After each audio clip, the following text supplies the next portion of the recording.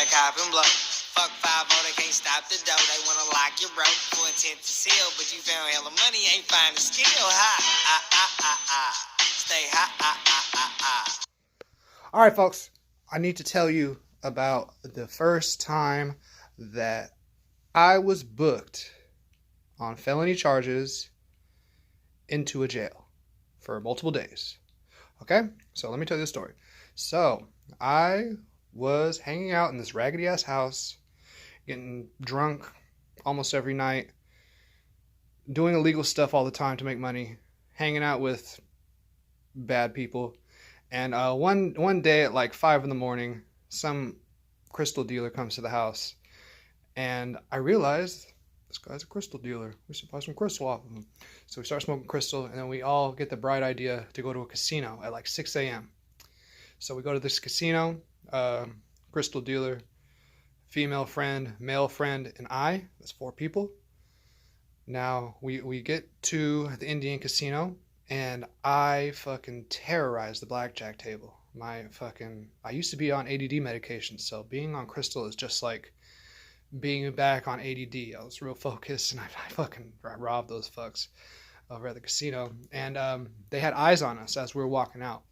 Now, as we got into the car, we lit up the pillow, and we started smoking crystal again. Now, the cameras on casinos, remember this. Remember that cameras at casinos are second to NSA, CIA, all that shit type of cameras. They have the best cameras. Casinos make big money. They have money to pay for the best cameras. So they got a fucking picture of all of us fucking doing that shit, and we did. We went through the country road, and eventually we got blurred. Now we got blurred, and it was the dude just waiting for us right at the freeway entrance. And I pulled over like I was supposed to. He talked to me first. He asked me, "Were you smoking drugs over at the casino?" I said no. He took me out of the car. He checked my pulse. He asked me again. I was like, no, I totally deny everything. I think you're lying. I don't think you saw shit. So then he picks up the second guy right behind me, the guy who actually had the drugs. And he said that he had smoked crystal. He had done crystal meth 3 days ago. And he put that guy in my car. And right when he sat in the car with me, he said, "Dude, be quiet. There's mics in the car." So I was like, okay, cool. I'll shut up. Like, that's what I was doing anyways. So then they talked to the other boy and the girl, and they both say a random story too. One of them said, yeah, we were smoking at the casino. The other one said, yeah, we were smoking earlier, but not at the casino. Like, everybody had a different lie. And fucking we go head to jail. I'm in the booking station at up in the Sacramento area, and there's this man that lost his mind in a suicide smock, and he's just fucking singing old jolly old songs, fucking freaking my lady friend out that's in booking.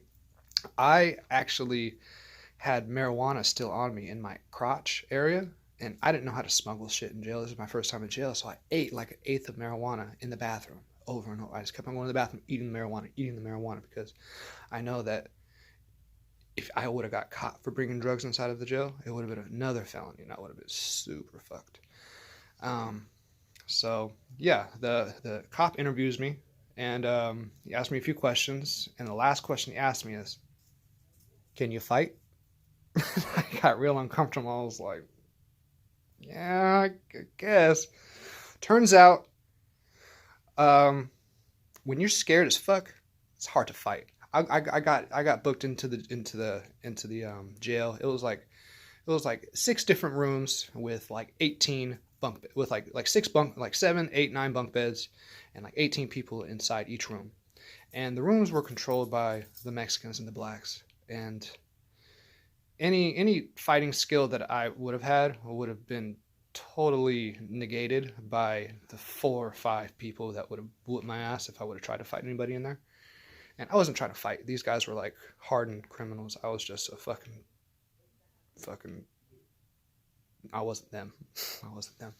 So First thing that happens when I walk in, fucking big scary black guy yells, "Fresh meat!"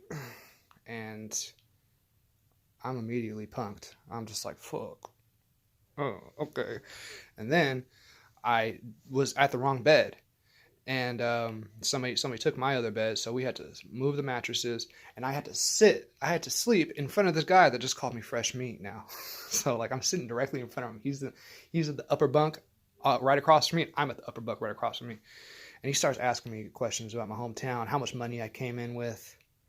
Bad questions. He started asking about like the sketchiest characters in my city. Fucking, he turned out to be a okay guy, but he if I would have been there for a week or two, he would have fucking got what he wanted from me. That's for sure. I was a young punk kid, and so eventually I have my court date. I make friends with a paisa. I make friends with a Mexican that barely speaks English. I saw him. He was reading the thickest book in the whole dorm. So I was like, no, I'm going to talk to that guy. I don't know. That guy was like a fucking Mexican cartel fucking crystal dealer. He was about to get deported back to Michoacan, but we had good times. We played cards. We played dominoes, all types of shit.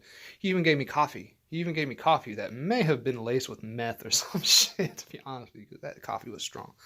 Now, we get released on our own recognizance 3 days later, all four of us, but two people bailed out. So only two people got released on their own recognizance, me and the bitch. I'll say why she's a bitch later on.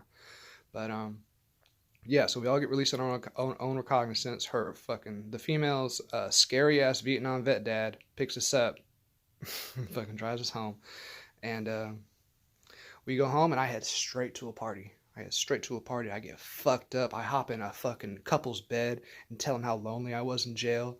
I make them real uncomfortable. But I was just happy to be free. I remember I bought this homeless man a Big Mac. I overdrafted my account. I was just so great. I'm so grateful to be free right now and not having to deal with all the negative influencers that are institutionalized and locked up across the United States.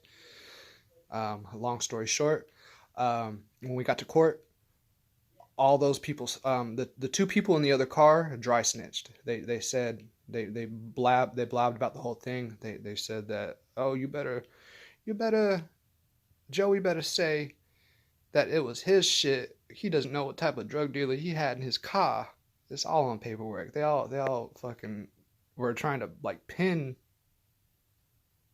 a felony drug trafficking case on me by dry snitching in the other car. But yeah, we ended up all getting like PC 1000, which is like go to rehab and stay clean for 18 months and you stay out of trouble for 18 months and you'll be cool. And that's what happened.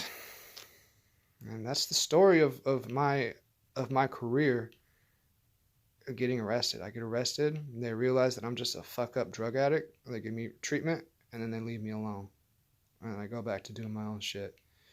And as I get older, I realize that those were really big opportunities and blessings, and that I shouldn't waste them on stupid things that could get me locked up again.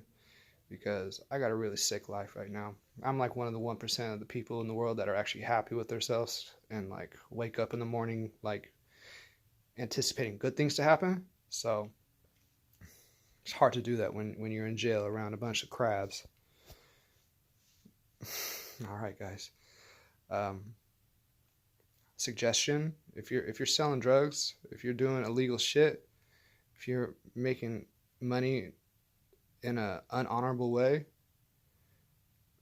there's enough technology to fry your ass anytime, anywhere. It's just that there's not enough there probably is enough manpower with the artificial technology, the artificial intelligence that they have.